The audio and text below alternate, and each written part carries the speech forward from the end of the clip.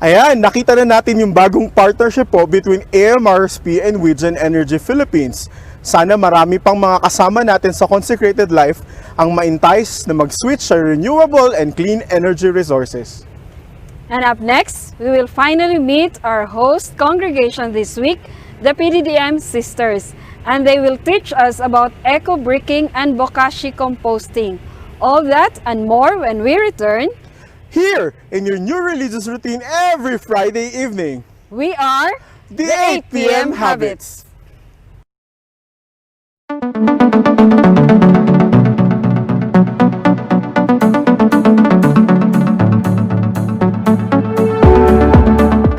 Nagbabalik po ang 8 p.m. Habits, and we are still on our special episode of the Season of Creation. Makakasama po natin si Sister Mary Delcanoy ng Pious Disciples of the Divine Master. Alam natin na ang PDDM ay sikat sa kanilang malikhaing paggawa ng mga liturgical vestments at sa kanilang liturgical environment. But this time, they will teach us how to make eco-brick. Yes, that's what Sister Mary Def will show us today of how to do this eco-bricking. But before that, Sister, I would like to ask po, what is the charism of your congregation? How did you come up with this eco-bricking, Sister? Okay. Our charism, we call it our threefold apostolate, but it's actually an integration of the three: liturgy, Eucharistic, and priestly apostolates. No? So this eco-bricking falls under the Eucharistic under our Eucharistic spirituality, because of the social dimension of the Eucharist, no? And this eco-bricking is our way, a simple way of caring for the environment, no? As a moral response to our 9th General Chapter. Okay. A while ago, Sister, when you greeted us, when I asked you spontaneously, how did it start? You mentioned about General Chapter, Sister? Yes, for the first time, our sisters representatives all over the world, they discussed the JPIC, Justice, Peace, and Integrity of Creation. And that's why here in our local province, during our 3rd provincial chapter, we have this, we come up with these ways of how to care for the environment. And eco-bricking falls under recycling. Now, recycling is supposed to be the last resort in handling solid waste, no? Because if we faithfully practice this waste, so we can only have gathered few plastics for eco-bricking, because recycling is not good. Actually, that's why here it's the last resort, no? Because sometimes when we recycle, we use natural resources to process again something, but it's not good for the environment. That's why eco-bricking is a good way of recycling. That's why because we don't need anymore to process it, we only have to use our manual resources, no? So before you will teach us how to make eco-brick, what are the materials that we need, so our audience will know when they plan to make eco-brick? Okay, here our sisters in the formation, they will show you along the way as they demonstrate the steps, no? And first of all, when they entered, they will be given an eco-brick set, no? For them to because we wanted to inculcate in them this habit, no? Because taking care of the environment needs formation, needs it's habitual, because we wanted to form them into a environmental aware, conscious, and so that we can really live out the calls of the 9th General Chapter. So later they will explain to you and what will be the needed materials and how to make it. Okay, so let's start. Yes. Okay, so we'll start with Sister Novice Teresa from the mainland China. Wow. Ni hao. Hi, sister. So what are you going to show us? Eco flake is very easy. First, we gather clean and dry plastic like this. To clean and dry Yeah, plastic. yes. Okay. And postulant Jovi. So after that, we also use clean bottles, and then for us we use colored plastic as the base. We put it inside, but we use not yet cut, not yet shredded plastic. So you put it inside Yes, we put it inside. without And- cutting it. Yes, and then spread it at the bottom of the plastic, since Okay. the plastic has gaps, so that it will fill in the gaps. Then So before you fill in what kinds of bottles do you use? Only big soft ones drinks any or size? other we can bottles? use small bottles also. Okay. Different bottles, different sizes. Yeah, And especially then- those who like to drink soft drinks, Yes. then we don't just throw these bottles, but Yes. really it can be used for the eco bricks. Yes, it's good. And if you look at this, I put different colors at the okay. bottom, and it will add So there is the colorful. white, green, and Yes. red. You can Okay. use also liturgical colors if you like. Wow, liturgical So they color apply also. their liturgical creativity. Yes. in making So eco sister, bricks. actually like this one, we can also take this out and Yes, put inside, right? Yes, sister. Okay. You can put it inside to add color. To add color. Okay.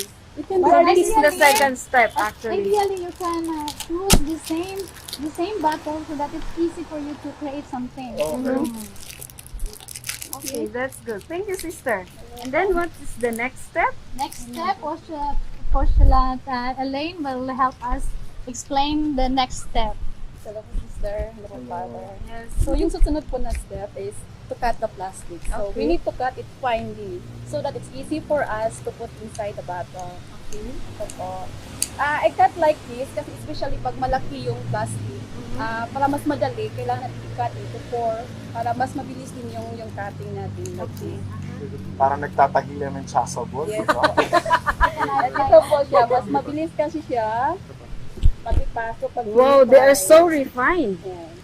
And actually, when they are refined, also they, the aesthetic. But it's not nice. Yeah, they are nice, sister. Parang pagtatahi lang po kailangan very fine. Yes. Para maganda yung result. Yes po. And next. So this is the third step. Okay. And then the next step, Fourth sister? step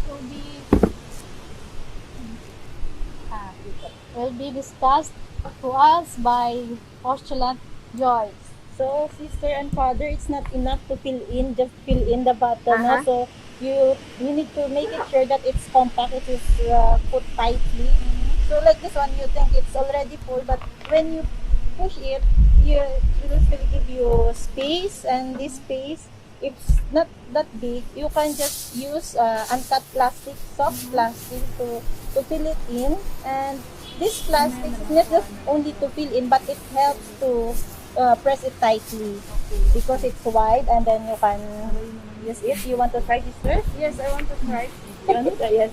And you can feel it, it still have space. So And, that means it's already full, right? not yet, sister. Yes, No, I mean- yeah, see So, kailangan walang space na maiwan. Yes, father, you have to really feel it, and there's an ideal weight for like for this one, like 2 liter, there will be like 500 grams.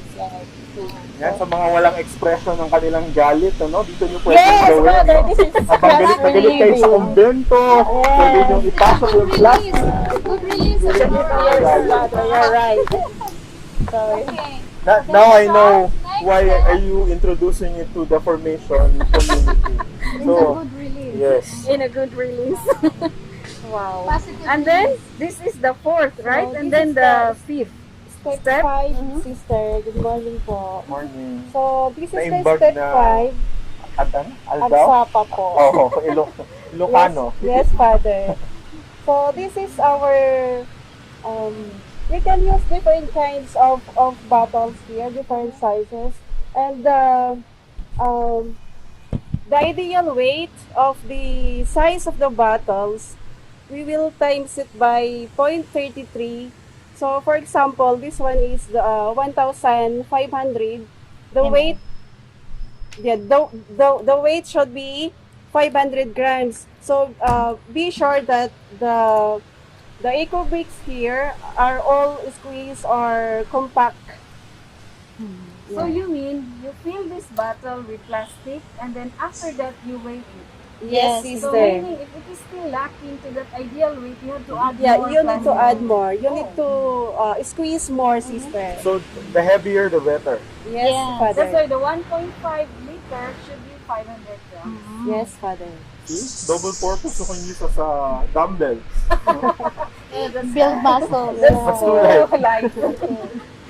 So after this step, are there still others? Yeah, the basic here is the formula.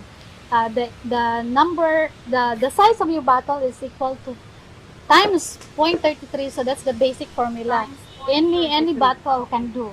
So Okay, for the last step, we have Novice Lala from the Pacific. So explain to us how to, for the last time, how to The make last use step, of no? The Yes. last step. Salamat po. The last step is celebrate your eco bricks when the eco bricks is ready. And you can see here around there are different ways of how to form a bottle of eco bricks, and it's up to your creativities. As I mentioned before, you can use different size, different, for example, bigger one or a smaller one, and then you use this one. Screw gun. What is that, sister? To Screw attach gun. one bottle to another. Yes, it's Okay. up to your. And you can make form. You may form as either square or a circle, and of course you may make a Christmas tree out Wow. from eco bricks, and it's up to your creativities. You can So you in can that do it Christmas tree, sister, we need plenty of Yeah. plastics. as but much it- as you can. And it will take, I think, a year, sister. I think so. So after that one, you may display. You can see around Yeah, this, like either what like here this when we or see around. decorate your garden, or you may make a furniture out of it, a chair or a cushion or a bed. Yeah, out of the eco bricks. So for us, eco bricks is very easy and it's very helpful. Thank you. Yes, Thank you, so sister. you see, part of the formation is already Yes. how to, what I wanted to say is that part of the formation, eco-bricking is part of the formation, but it's not only eco-bricking, it's actually to be concerned of the environment. Yes. So, So sister, actually before we make this one, we make use of our plastics. We make altar of repose and crib also. Before we make them here, we put Oh. up them here. see? So we gather some, so we make it an altar of repose and crib. No? Wow. So that's why it's up to your creativity, no? Because eco bricking is really important, no? So that we will not just throw away our plastics Yes, in the sister, dump sites, and then they will just we see many yeah, plastics, many and then fish in the already dump that- sites you will just burn it, and Yes. and what would be the negative impacts of these plastics? No, it will create more harm to the environment. No? What do you think is the effect of this eco-bricking, eco-brick making in your province in general? First of all, this is formative, no? This is a formative. It will this creates habit, no? And this is when we create or practice, if it's habitual, then it will be one will grow in virtues, no? And then this would this if we grow in virtue, then we can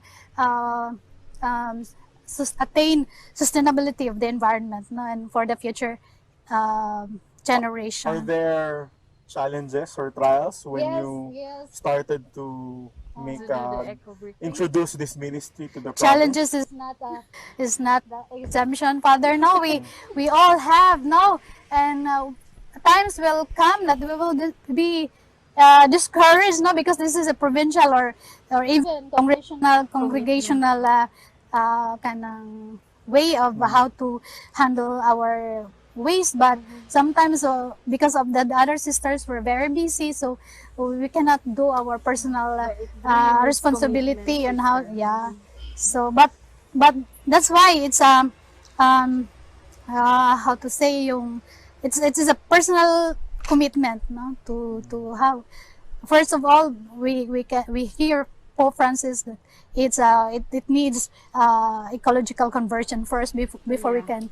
we can do something for the Wow, environment. this is just eco bricking, sister, and I heard that you also do other things like what is the Yeah. term of that? Bokashi. Bokashi. Akala ko So sushi, sister, but it's oh, bokashi. Gutom ako the pag same, no? narinig. The same. It's a Japanese So you term, will show no? us also that you will show to us Yes, late. about this Okay. bokashi. But can we talk it here now, the bokashi?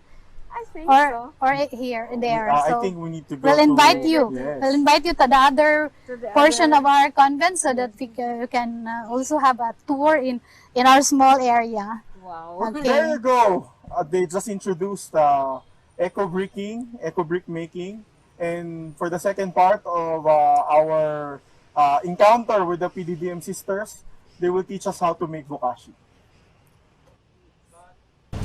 Nagbabalik po tayo sa ikalawang segment ng ating pagbisita sa mga PDDM sisters dito sa Antipolo. At kanina po ay tinuruan nila tayo kung paano gumawa ng eco brick. Ngayon naman po ay ituturo ni Sister Meredith kung ano ang bokashi at paano yung proseso ng paggawa nito. At para saan ang bokashi? Okay. Yes, sister. So, ang bokashi ay isang Japanese term na parang para mapadali natin ang decomposition ng ating solid waste, lalong-lalo ng food scrap. Gagamit tayo ng pail na may rubber. Dahil ang bokashi ay tinatawag na anaerobic, no? Dalawang klase ang how to decompose solid waste, no? Lalo na food scrap. One is anaerobic, meaning you deprive them of oxygen so that the process of decomposition will be easy. So the natural cycle may be six months, but if we use bokashi composting, it will take us 2 months to decompose the food inside, and then it will be used in our garden. So bokashi is a fertilizer, parang ganun, sister? Yes, for our garden, no? Okay.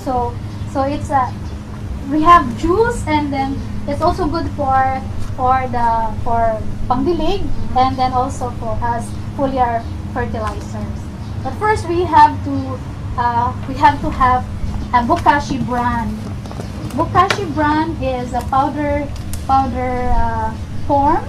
It's made of dara and dried copra, and then mix it with sugar or molasses, and then dry it so that it will not. Kayo rin ang gumagawa niyan, sister?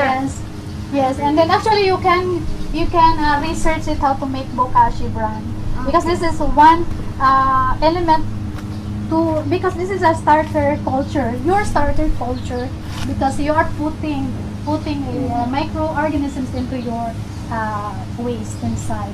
Now, and aside from the bokashi bran, we also have to have a beneficial microorganism. It's in a liquid form.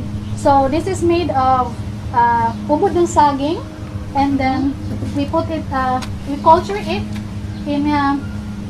for 14 days, and then we have to put them it's in equal proportion.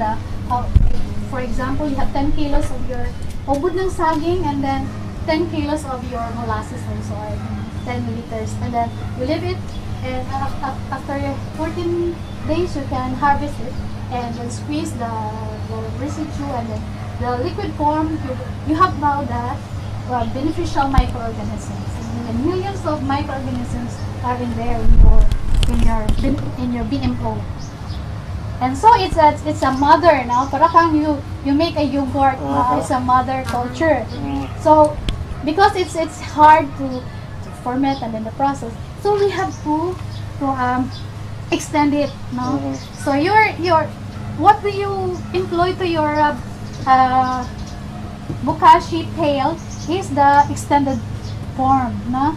So because the mother, you have to prolong it, no? So this one is extended already. So if you have 1 liter of unchlorinated water, you have to have unchlorinated water so that your microorganisms will not die, no? So so the unchlorinated water is okay if you get it from your faucet and then leave it for a day so that the chlorine will just expose. It And can then- be also a rainwater system. Yes, can be the rainwater. So now you have the unchlorinated water. You can put now your mother culture, the BMO. No, some others call it indigenous microorganism culture. No, parang IMO. But here we call it beneficial microorganisms. So now we have the solid waste, no, from our kitchen. Anong laman yan, sister? It's a food scrap and food. From the kitchen. Yes, from the kitchen. We have here different kinds of scrap, no, food scrap. And you know, sister and father, our solid waste is the number one pressing issues in the Philippines and in fact all over the world, no. And then that's why we need to, if we know how to compose things, it's also good for our garden, no. So if we will have an organic vegetables now later. And so how to apply the brand and the BMOE here. So we put a scoop of Bokashi brand at the bottom and also the BMOE. Just sprinkle it, no, and then put May the measurement ba yan, no sister? need to Wala. measure, sister. Okay. Unless Lagay lang ng lagay. yeah. What is important Pero here that dami you yan, mauubos ka agad. what is important that you have parang starter culture, no, so that Pero itong mga tira-tira na to, ito yung mga biodegradable, yes, no? all Kasi here. usually Balat we ng separate the sibuyas, non, no? balat ng sibuyas, lahat kalamansi, lahat ng biodegradable, Pati even yung if mga tirang kanin. even if you can also put your cardboards, your papers here. Ito rin, sister, di ba? Ano din. Can be, but we will give it to the pigs. Ah. Okay. So, Our organic pigs. Okay. So, make sure that you have your BMOE and your brand, and then the ideal length of that before you were making lasagna. So, parang layer. That's the ideal, no? 3 inches you can do, and then you put this kind. the mixture, okay. And then hanggang Mapuno. mapuno siya. And So- then, So, meaning, sister, eto, ganito, nasa kusina, tapos bago Yes, this one. lagyan ng mga ganito. our sisters and our 4 months, they knew how to take the where to get the pails and then all this one. We're all Tapos pag puno oriented na, already. sister, do you need to squeeze? Oh yeah, we have to squeeze this one so that there Para will be no punong-puno talaga. oxygen. Okay. Oh. So, kasi ang crucial ito pag may hangin, meron siyang mga maggots na makapasok. Okay. That's why we have to have A rubber May cover. rubber talaga. lid. So, gano'n naman katagal natin i-stock yan, sister, bago maging bukas? Good question, Father. This is for 14 days. We will let it ferment for 14 days. And within that 14 days, you can harvest your bokashi juice. Ganito na. So this one na. Bokashi juice, and then that's why it has a faucet here. No, so that it will have, you can just harvest your bokashi juice. And then your bokashi juice, so that it will not have a foul odor, you can put molasses, agricultural molasses. Not the baking molasses because it's very expensive. But the agricultural molasses, you can buy it in a cheap price. So, ano naman po ang purpose ng bokashi? Saan ito pwedeng gamitin? Ano yung naitutulong niya pagdating sa, sabi nyo kanina, no, parang fertilizer? Yes. So- This one, Father, inside the solid form, we will baon it. No, we make what to say? ibaon, no? And then it's good to cover it with soil so that it will not have a foul odor. And the At least liquid you need form, ingredient. and then you can harvest it ideally for a minimum 2 months, no? And or you can plant directly to where you place the bukashi, and then bukashi is scrap na, and then so this bukashi juice is also good for your dilig and also for your puya. Really fertilizer. Fertilizer. And it makes the Pero soil organic also fertile, talaga. Organic. And also you have to ferment this because this is acid. So if you will put it directly to your plant, your plants will die. So you have Do you to mix it with water again? No. yes, unchlorinated water, and then dilute it with unchlorinated water. Okay. And I have also put some molasses so that the molasses will be the food of your bacteria inside. So you can have a very beautiful flowers and healthy vegetables, and then it's also good for your for the foliar, for the leaves of the flowers or vegetables. Na-realize ko lang, sister, parang ang haba ng proseso, but really when it is already part of the formation and part of the daily routine, parang simple lang. Yeah, Ganun. it's easy. It's easy to make if we are conscious of how to take care of the environment. Ayun. So, sa dami mong tinuro sa amin ngayon, no, sister, tingin mo ano ang challenge nito o anong kahulugan nito sa buhay natin bilang mga religious, and any challenge to our audience watching, no? Hindi lang mga religious ang nanonood, kundi kahit yung mga lay partners natin, and even other communities na hindi naman walang kaugnayan sa simbahan, but they are really into ecological awareness and responding to the call of Laudato Si. So, baka po meron kayong gustong sabihin or challenge. Okay. So the vicious cycle of this solid waste problem will continue, because there is no social transformation, especially in what the local governments were doing, no? The collection and disposal of garbage without segregating at source. So it does not help in attaining a clean and sustainable environment. So that's why we, as especially Catholics, we are stewards of God's creation, and we were challenged to work for it, no. And first of all, in the Genesis story, God empowers us to, yes, you can dominate the world, but we remember that God put limits, no. Yes, you can do, but you dominate, no, the world, but God said except that garden, no, that tree in the garden, meaning we cannot just destroy creation, no. We have limit. That's why we have to rediscover our value, our vocation as towards God's creation, no. And as what Pope Francis said, no, that these ecological issues, no, especially in solid waste problem, is a moral issue. Yes. And so we are challenged as God's co-creators to work for the betterment of the society, and to also to counter this culture of waste, which Pope Francis called the throwaway culture, no? And hopefully we can cultivate a culture that heals, and hopefully these simple advocacies that we have, we can also contribute to that bigger view. So this is really the ecological conversion in action. Hopefully, The reality.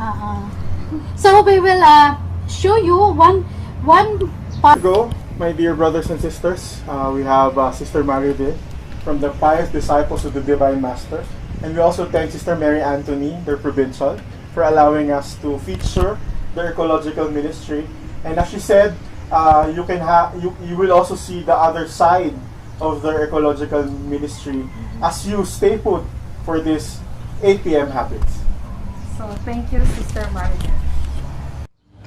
So sister, nabanggit mo kanina no, na may dalawang klase ng composting and sabi mo ipapakita mo itong isang klase. Yung kanina ang tawag natin doon? Anaerobic. Anaerobic. We deprive Ito of ay oxygen.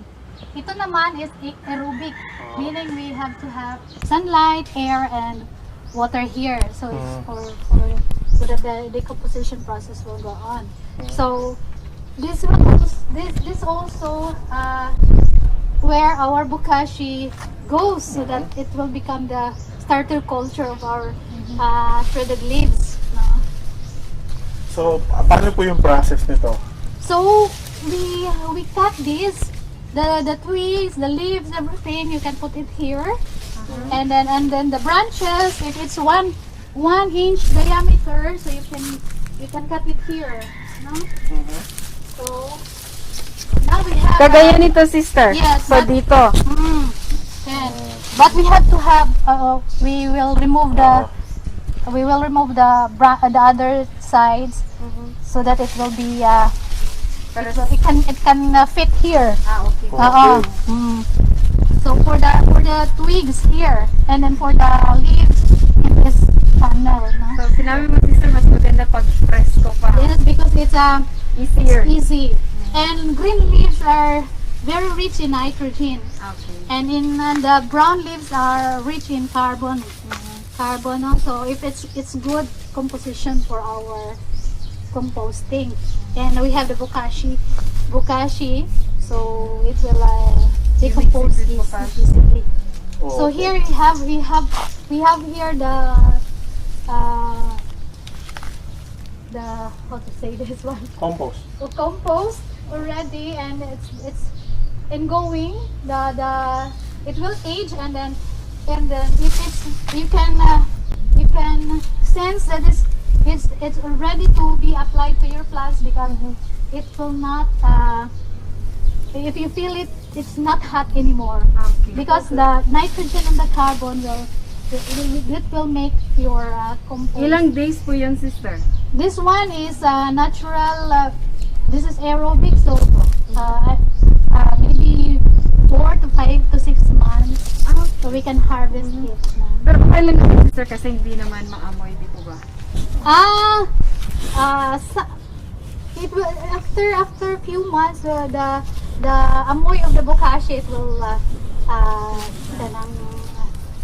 go away, no, after, because of the presence of the nitrogen in there. So this will not have a foul odor in there. Okay. Salamat. Maraming salamat, Sister Meredith. Okay. Really, Thank you. Happy to share it's also this. encouraging na, yeah, it's possible. We need to invest, but we invest for something good. And it's Yeah. possible. For the common good, and Yes. for the future generation. Thank you, Thank you, sister. Okay.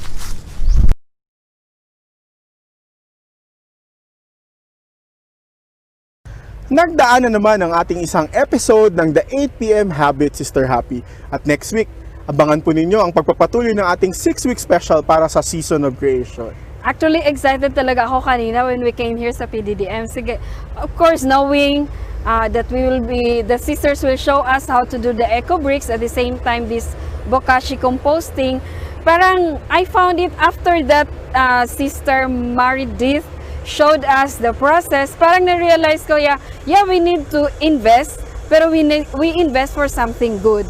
And parang nakikita ko rin yung proseso ng ecological conversion, and it's real and it's possible.